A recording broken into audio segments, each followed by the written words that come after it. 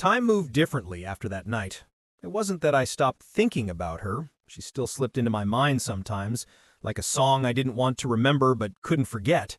But the pain had changed. It wasn't sharp anymore. It was dull and distant, like a scar you can still feel when it rains. I went back to living, piece by piece. I started running again, something I hadn't done since college.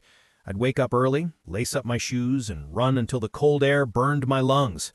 It wasn't about fitness, it was about movement, about proving to myself that I could keep going, even when everything inside me wanted to stop. I reconnected with friends I'd pushed away. At first it felt awkward. They didn't know what to say, and I didn't know how to explain what I'd been through. So I didn't. I just let time do its work. We talked about everything but her. Sports, movies, random memories from our 20s. It felt good to laugh again, even if the laughter didn't reach as deep as it used to. Slowly, life started to rebuild itself, like a house after a storm. Different, maybe weaker in some places, but still standing. Then one afternoon, almost a year later, I saw her. I was at the park, sitting on a bench after a run, when she walked past on the path. She didn't see me at first. She was holding a coffee, wearing sunglasses, her hair shorter than I remembered. There was something calmer about her, something older. When she finally noticed me, she froze for a second, then smiled. It was small, polite, distant. I nodded back.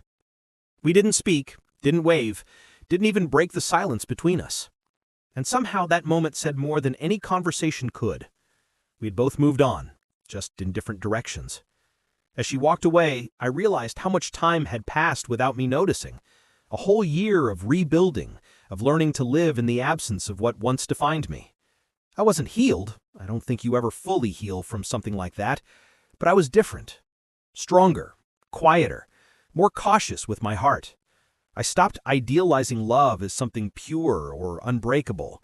It wasn't. Love was fragile, human, flawed. And maybe that was okay. That night, I went home and sat on the couch, the same one I'd sat on the night I found the letter. But it didn't feel like the same place anymore. The air didn't carry her scent, the walls didn't echo her laughter, and the memories didn't hurt like they used to. I poured myself a glass of whiskey, raised it to the empty room, and whispered, "Here's to surviving." It wasn't a celebration, it was an acknowledgement of pain endured, of trust lost, of a man who once thought love was enough, and learned the hard way that sometimes it isn't.